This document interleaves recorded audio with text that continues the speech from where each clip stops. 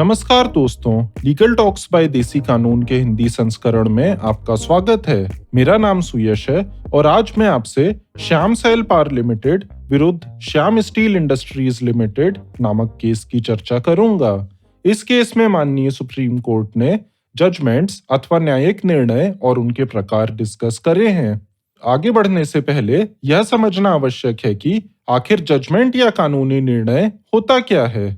सामान्यतः किसी भी मामले में पक्षकारों के अधिकारों और दायित्वों को लेके अंतिम निर्धारण जो न्यायालय करता है उसको जजमेंट या न्यायिक निर्णय बोलते हैं। विभिन्न कानूनों में जजमेंट की विभिन्न परिभाषाएं दी गई हैं, जैसे कि सिविल प्रक्रिया संहिता की धारा 2 उपधारा 9 में जजमेंट को किसी डिक्री या आदेश के आधार पर न्यायाधीश द्वारा दिया गया कथन बोला गया है। हालांकि सीपीसी में दी गई इस परिभाषा को व्यापक नहीं माना जा सकता है, क्योंकि कानूनी भाषा में निर्णय शब्द में निसंदेह एवं व्यापक रूप से अंतिमता की अवधारणा है एवं संकीर्णता की गुंजाइश नहीं है। आज के बदलते हुए युग में कानूनी निर्णय न केवल सिविल या आपराधिक परिप्रेक्ष्य में बल्कि कॉर्पोरेट लॉ, आईपीआर लॉ आदि से संबंधित जटिल मुकदमों के बढ़ते क्षेत्रों में भी सुनाए जाते हैं। इसलिए निर्णय के अर्थ को समझने के लिए एक सीमित दृष्टिकोण उपयुक्त नहीं होगा।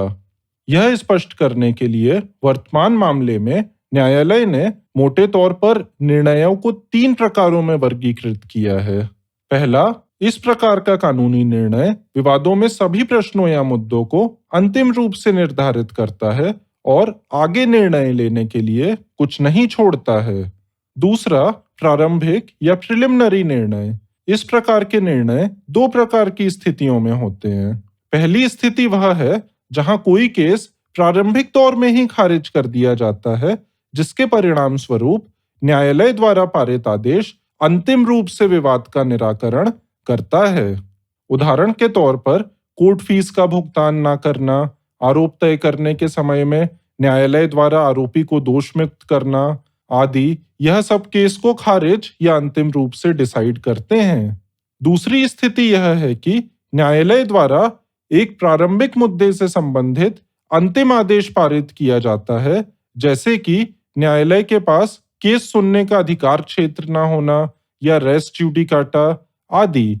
ऐसी परिस्थिति में भले ही मुकदमे को प्रारंभिक स्तर पर खारिज या समाप्त नहीं किया जाता है एवं मुकदमा जीवित अथवा बरकरार रहता है, किंतु निसंदेह ऐसा प्रारंभिक निर्णय मुकदमे के एक महत्वपूर्ण पहलू को तय करता है जो पक्षकारों के महत्वपूर्ण अधिकारों को प्रभावित करता है और इसीलिए इसे एक न्यायिक निर्णय माना जाता है। तीसरा, अंतर्वर्तीय अथवा मध्यस्थ निर्णय।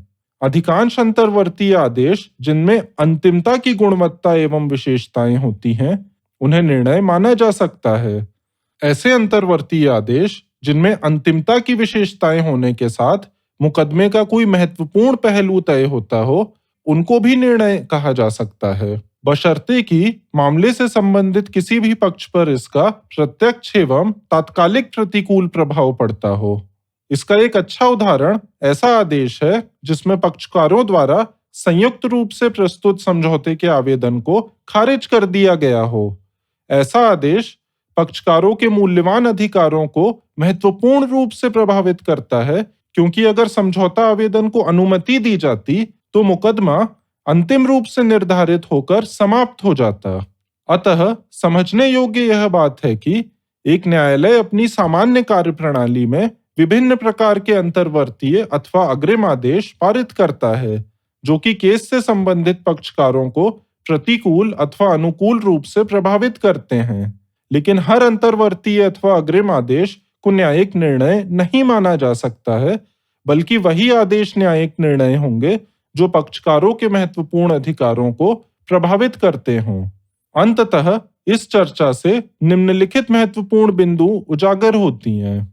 1. सामान्यतः किसी भी मामले में पक्षकारों के अधिकारों और दायित्वों को लेके अंतिम निर्धारण जो न्यायालय करता है उसको जजमेंट या न्यायिक निर्णय बोलते हैं।